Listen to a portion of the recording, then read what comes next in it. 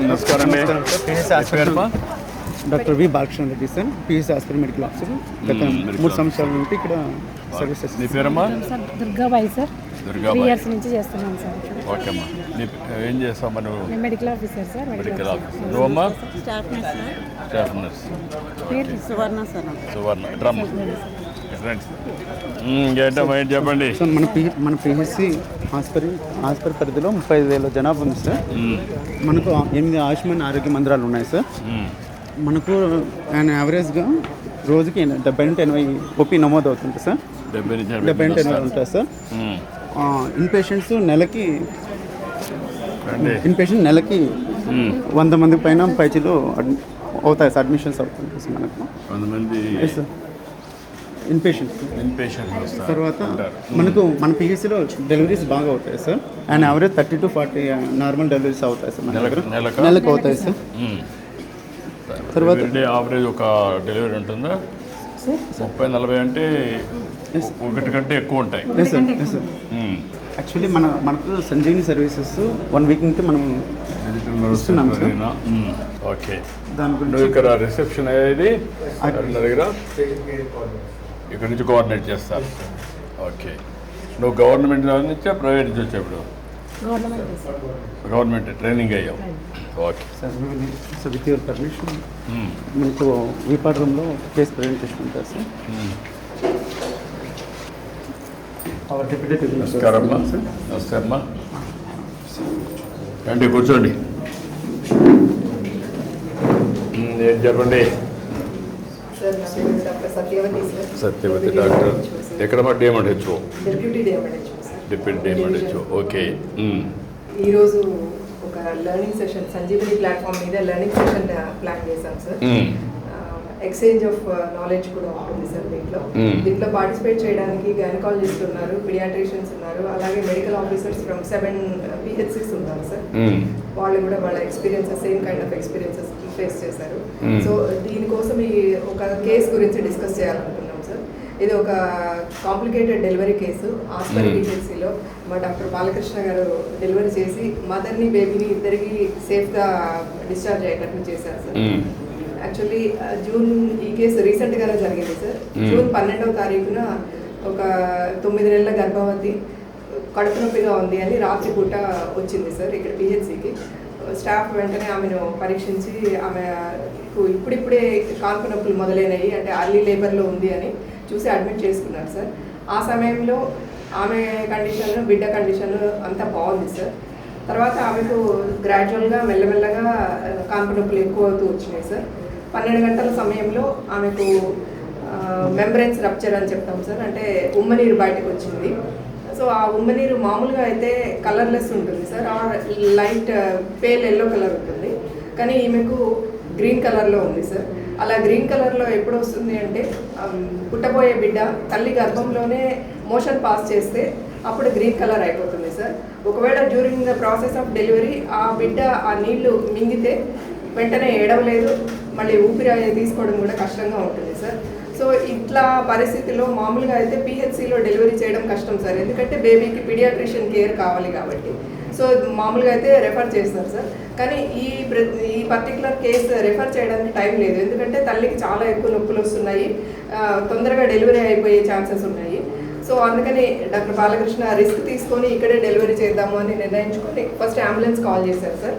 So తర్వాత ఒక 15-20 నిమిషాల్లోనే డెలివరీ అయిపోయింది. డెలివరీ అయిపోయినాక బేబీ హార్ట్ బీట్ ఉంది కానీ ఊపిరి తీసుకోవట్లేదు, వెంటనే ఏడవలేదు. సో డాక్టర్ గారు వెంటనే రియాక్ట్ అయిపోయి బేబీని తీసుకెళ్ళి వార్మర్లో పడుకోబెట్టి ఒక నాసోగ్యాస్ట్రిక్ ట్యూబ్ అని ఉంటుంది సార్, ఆ ట్యూబ్ ముక్కులో నుంచి వేసి ఆ బేబీ మింగిన ఫ్లూయిడ్ అంతా బయటకు తీశారు.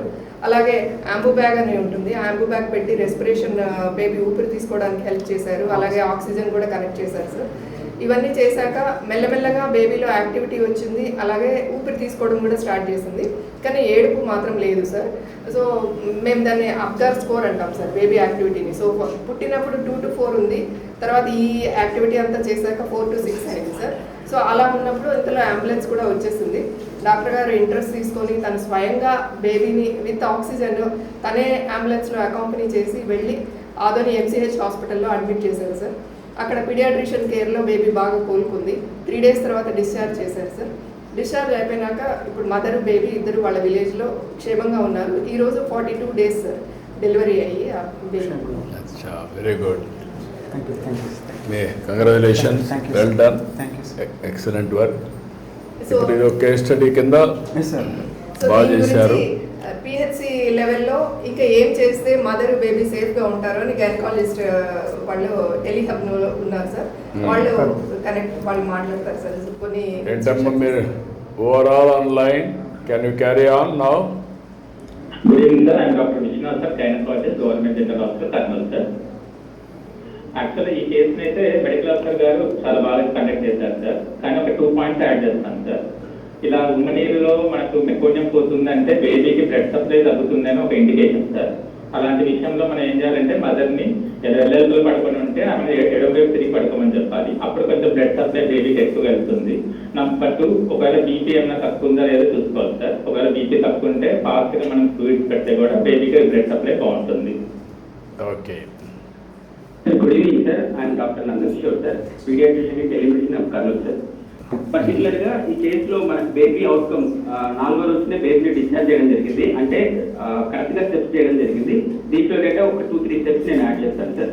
ఇలాంటి కేసులు మనకు రిస్క్ కేసులు ఉన్నప్పుడు ఏంటంటే వెంటనే ఎన్ఆర్పి ప్రోగ్రామ్ లో ట్రైన్ అయిన ఒక ఇద్దరు సిస్టర్స్ కానీ ఒక డాక్టర్ సిస్టర్ కానీ పక్కనే ఉంటాయి. తర్వాత వాళ్ళ టీమ్ బ్రేక్ చేసుకోవాలి, ఎవరి రోల్ ఏం చేస్తున్నారని చూసుకొని.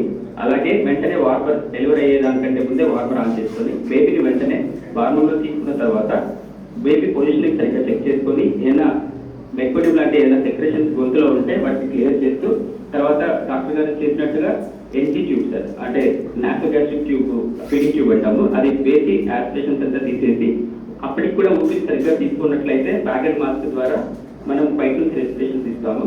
బ్యాగెడ్ మాస్క్ తర్వాత కూడా ఒకవేళ ఇంప్రూవ్ అవ్వకపోతే బ్యాగెడ్ ట్యూబ్ అంటాం సార్, గొంతులో ఎండోట్రేకియల్ ట్యూబ్ వేసేసి రెస్పిరేషన్స్ ఇచ్చి పంపిస్తాం. కానీ ఈ కేసులో అయితే డాక్టర్ గారు టైమింగ్ స్టెప్స్ కరెక్ట్ గా చేశారు.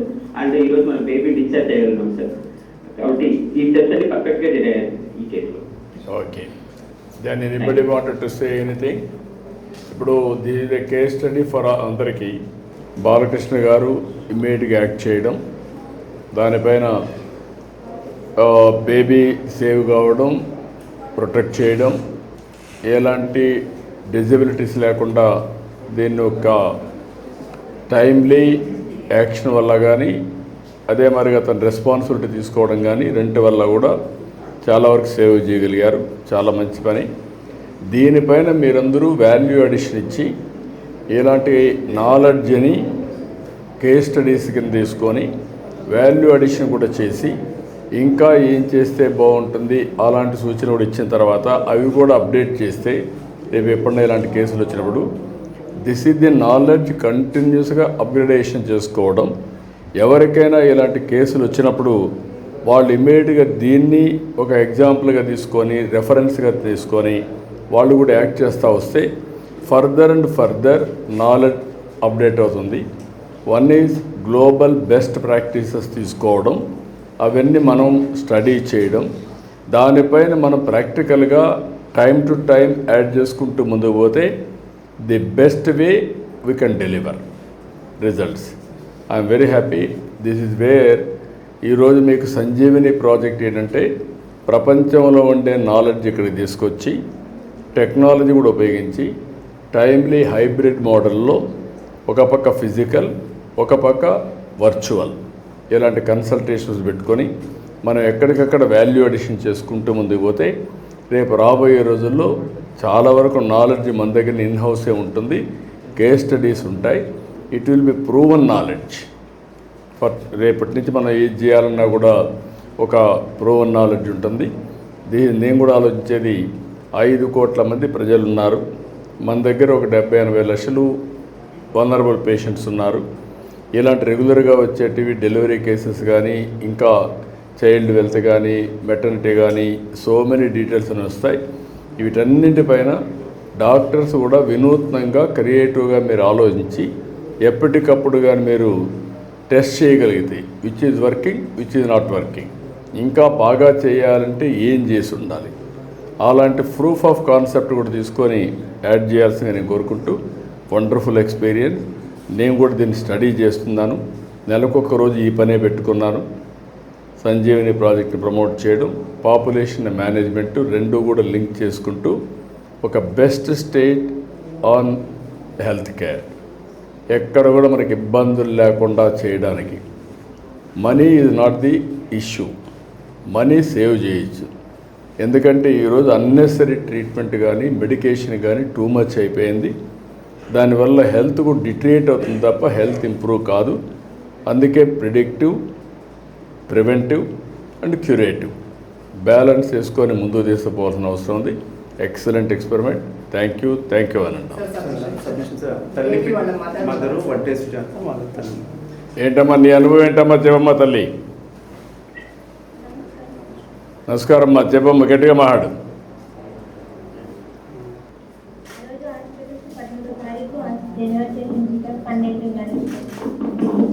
నా బాబు ఏడుకోకున్నట్లా కదలిక లేకోకున్నట్లా ఉండి అసలుకి ఏమవుతుందో అని ఎదుబడిస్తున్నారు. బాగా ఇట్లా సారి బాగా చేసి ఏం ఎదుబడద్దని నేను చేస్తానని బాగా కష్టపడి అందరినీ రూమ్లో ఉన్న వాళ్ళందరూ బయటకు పంపించి సారి బాగా చేసినారు సార్ నా బాబుకి. నాను నా బాబు ఈరోజు సంతోషంగా ఉన్నామంటే ఆ బాలకృష్ణ సారీ సార్. ఎంత సాయం చేశారంటే అంత సాయం చేశారు సార్ బాలకృష్ణ సార్. ఆ రోజు ఈ హాస్పిటల్లో ఇది బాగా చేసి మరి అటు పోతే మీరు ఆంబులెన్స్లో పంపిస్తే మీరు తొందరగా చేయించుకోవాలని చెప్పి ఆ సారు ఆశా వర్కర్కి పోయి ఆ సార్ అడ్మిట్ చేసి ఆ మేడం సార్ చెప్పి బాగా చూసుకున్నాడు అని చెప్పొచ్చినారు సార్. ఆ సారు అలాంటి సార్లు ఇంకా వేరే వాళ్ళు కూడా అలాంటివి నేర్చుకోవాలి సార్. అలాంటి వాళ్ళు మాకు మా ఇంట్లో వాళ్ళకి అలాంటి సార్లు ఉంటే చాలా మంచిది సార్. అదే అన్ని ప్రభుత్వ ఆసుపత్రులు అదే మరి చేస్తున్నాం ఇప్పుడు. ఎప్పటికప్పుడు అందరినీ కూడా వారికి కూడా ఎప్పటికప్పుడు అప్డేట్ చేయడం. వారు బాలకృష్ణ గారు బాగా చేశారు, ఆయన చేసిన పని అందరూ నేర్చుకొని నీలాంటి వాళ్ళకి ఇంకా మెరుగైన సేవలు ఇస్తారమ్మా. ఎన్నో కానుపమ్మ ఇది? మొదటి కానుపేనా? మూడో కానుపమ్మ. ఇద్దరు పెద్ద ఇంక ఇద్దరు ఆడపిల్లల? ఒక బిడ్డ, ఫస్ట్ బిడ్డ చనిపోయి. ఓకే అమ్మా. బాగున్నాం సార్. ఈ ఊళ్ళో వాళ్ళు ఆశా వర్కులు అంబులెన్స్ లో వచ్చేవాళ్ళు పరశురామ్ సారు, ఆశా వర్క్ పుష్పావతి బాగా చూసుకుంటున్నారు సార్. అంబులెన్స్ పొద్దున వస్తుందని ఒకరోజు ముందే వచ్చి పుష్పావతి ఆశా వర్క్ వచ్చి అంబులెన్స్ వస్తుంది మీ దగ్గరే ఉందండి బాగా చెకప్ చేసుకున్నాడు అని వచ్చి చెప్తుంటారు సార్. వచ్చి చెప్పి పొద్దున పరశురామ్ సార్ వచ్చి బాగా బ్లడ్ టెస్ట్, బీపీ టెస్ట్ వాళ్ళు చేసి షుగర్ అన్ని టెస్ట్ చేసి అది హాస్పిటల్కి ఏమైనా ప్రాబ్లం ఉంటే హాస్పిటల్కి పోయి చూడండి మనం చెప్తాము అని రాసిస్తుంది సార్. ఓకే అమ్మా, చాలా సంతోషమా. ఒక పని చేస్తాను నేను. మీ బాబు సంజీవని ప్రాజెక్ట్ వచ్చిన తర్వాత మొదటి కేస్ స్టడీ ఇది మేమందరం స్టడీ చేస్తున్నాం. ఒక 3 లక్షల రూపాయలు మీ బాబు పేరుతో ఫిక్స్డ్ డిపాజిట్ చేస్తాం. పెద్దయినా గుర్తుండేట్టుగా ఈ సంజీవని ప్రాజెక్ట్ కూడా బాగా పనిచేసేట్టుగా శాశ్వతంగా గుర్తుంటుంది. మీ బాబు పేరుతో కలెక్టర్కి ఆదేశాలు ఇస్తాను. 3 లక్షల రూపాయలు ఫిక్స్డ్ డిపాజిట్ చేస్తాం. సంతోషమా? ఓకే అమ్మా, గుడ్. ఓకే అమ్మా.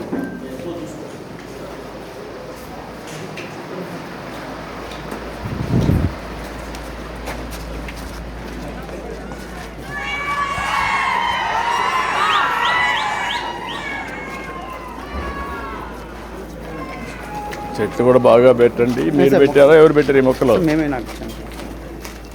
ఇక్కడ క్లీన్ చేసే వాళ్ళకి పెట్టి ఇది కూడా పెట్టి ల్యాండ్స్కేపింగ్ కూడా శుభ్రంగా చేస్తే పరిశుభ్రంగా బాగా వస్తుంది.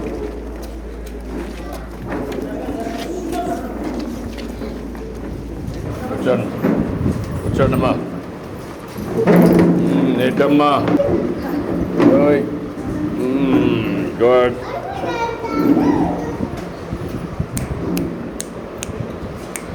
ఏంటి నీ పేరేంటి? ఇంకా పేరు పెట్టలేదా? నమస్తే సార్, నా పేరు ఉమాదేవి సార్. మా హస్బెండ్ పేరు రాముడు. నాకు 4 కూతుర్లు సార్. 4 కూతుర్లమ్మా? ఓకే. అంటే మా ఇంకేంటి నువ్వు ఏమన్నా చెప్పాలన్నా? ఏంటి మీ అనుభవాలు ఏంటి? హాస్పిటల్ బాగుంది సార్. ఇక్కడ హాస్పిటల్ అన్ని విధంగా బాగా చూసుకుంటారు. ప్లస్ ఆశా వర్కర్ కూడా బాగా చూసుకుంటారు సార్. డెలివరీ కూడా మంచిగా చేస్తున్నారు సార్. అన్ని ఫెసిలిటీస్ బాగున్నాయి. ఇప్పుడు మేము సంజీవిని ప్రాజెక్ట్ పెట్టాం. నిన్న కాల్ చేసినాను సార్. ప్రతి నెల వస్తుంది సార్. మీరు అవన్నీ దానివల్ల మీకు లాభం ఉందమ్మా? సంజీవిని ప్రాజెక్టు వల్ల ఉంది సార్. ఏంటి ఏం అర్థం చేసుకున్నారు మీరు సంజీవిని ప్రాజెక్టు? నేను ఇంట్లోనే ఉండి అన్నీ కనుక్కోవచ్చు. టోల్ ఫ్రీ నెంబర్ కూడా చెప్పారు 155-337 అని. ఆ నెంబర్ మళ్ళీ డాక్టర్ని కూడా ముందుగానే బుక్ చేసుకోవచ్చు, మీరు వచ్చి చూసుకు వెళ్ళొచ్చు అని చెప్పారు.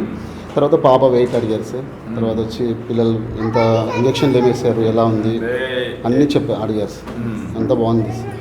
సిస్టమేటిక్గా ఉందా? సిస్టమేటిక్గా ఉంది సార్. దీనివల్ల లాభం ఉంటుంది దీర్ఘకాలంలో? ఉంటుంది సార్. నాకు ఇప్పుడు మారుమూల గ్రామంలో ఉన్న వాళ్ళు మేము సార్. అడుగు ఒకసారి రాకుండా ఎప్పుడు రావాలనో వెయిట్ చేయకుండా అవును సార్. అన్నీ చేస్తున్నాం. బాగుంది సార్. యా. ఏంటమ్మా నువ్వేంటమ్మా? ఇప్పుడు నీకు ఎప్పటికప్పుడు పిలుస్తున్నారమ్మా? పిలుస్తున్నారు సార్. ఏఎన్ఎం వస్తా ఉందమ్మా? ముందుకి ఇప్పటికి నువ్వు భర్తవా?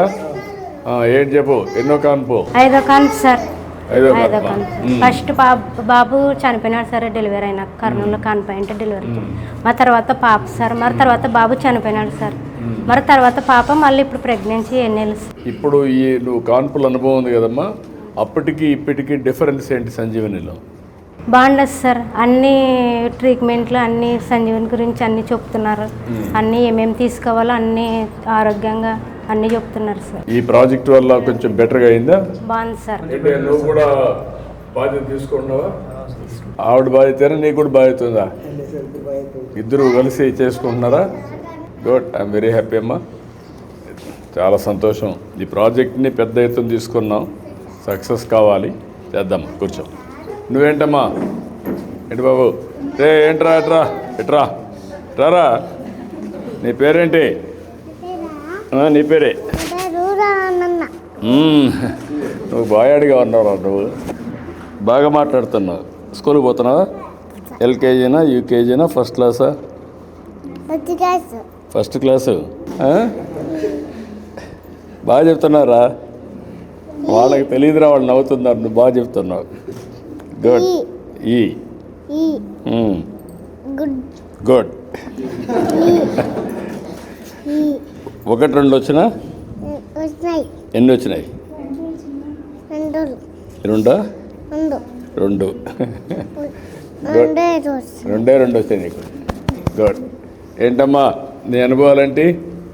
నాకు 8 months సార్. నేను అన్ని బాగా యూజ్ చేసుకుంటున్నాను సార్. సంజీవిని గురించి కూడా కాల్ చేసి మాట్లాడాను సార్. నువ్వే చదువుకున్నావమ్మా? Degree sir. డిగ్రీ చేసే కాబట్టి ఈజీగా నువ్వే చదువుకున్నావమ్మా?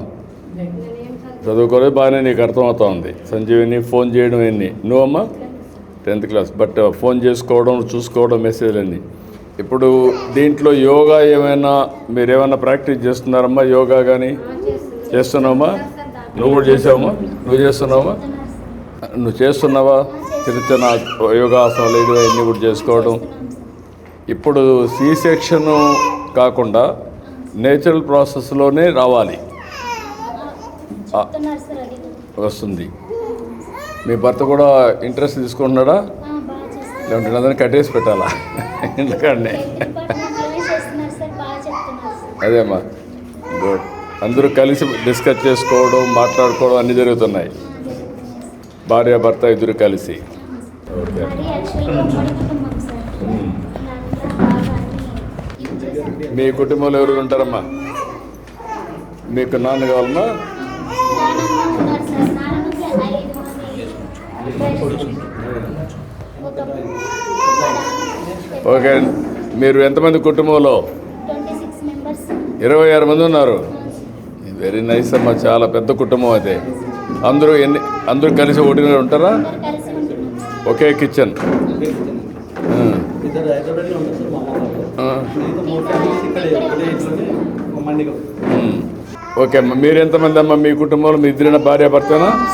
అమ్మ నాన్న అక్క చెల్లెలు అందరూ కలిసి ఉన్నారా? ఎంతమంది మీరు మొత్తం? 13 మంది కలిసి ఉన్నారా? Very nice. కొత్తగా ఇంటున్నాయి ఇవన్నీ. నేను ఇప్పుడు ఎక్కడా లేరు. నువ్వమ్మా? మీరు ఎంతమంది అమ్మా? 5 మంది కలిసి ఉన్నారు. చాలా సంతోషము. మీరు చూసినప్పుడు ఒక కొత్త అనుభూతి నాకు. నేను కూడా పెద్ద కుటుంబాలు ఉండాలని, పెద్ద కుటుంబాలని నేను కూడా ప్రోత్సహించాలని, అదే మరి టెక్నాలజీ బాగా ఉపయోగించాలని, బాగా ఉపయోగించారు మీరు. సంజీవిని బిగినింగ్ మాత్రం దీని రాష్ట్రం అంతా కూడా స్కేలప్ చేస్తాం. ఏ సమస్య వచ్చినా ఒక ఏఐ డాక్టర్ని పెడతాం, ఫిజికల్ డాక్టర్ని పెడతాం. మీరు కన్సల్టేషన్స్ అన్నీ కూడా ఆన్లైను, ఫిజికల్గా కూడా చేసుకోవచ్చు. చాలా సంతోషం మిమ్మల్ని కలవడం. మనస్ఫూర్తిగా అభినందనలు, ధన్యవాదాలు. రండి రండి, అందరూ రండి, ఒక్క ఫోటో తీసుకుందాం. రండి అమ్మ.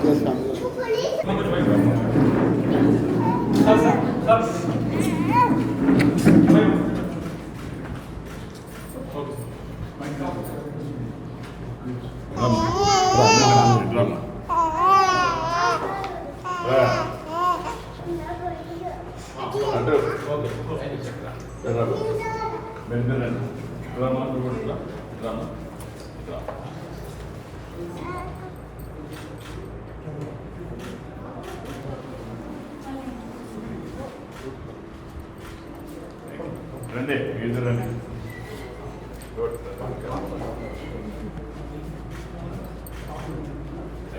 ఓకే అమ్మా, మంచిదమ్మా, మంచిదమ్మా.